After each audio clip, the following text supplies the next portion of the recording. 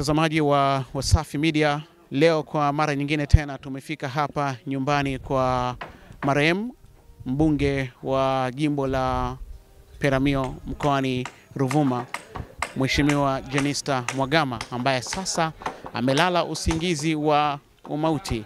Na jana tulikuwa hapa, tulikujuza taarifa kadha wa kadha, na leo basi tunaendelea na muendelezo mwingine kuhusiana na kifo cha mama yetu mpendwa Mheshimiwa Jenista Mhagama. Na sasa kinachofanyika ni maandalizi mbalimbali, huku waombolezaji mbalimbali wakiwa wanaendelea kuwasili katika eneo hili kwa ajili ya kutoa pole za lambilambi, kutoa pole za maombolezo kwa wafiwa, ndugu, jamaa na marafiki.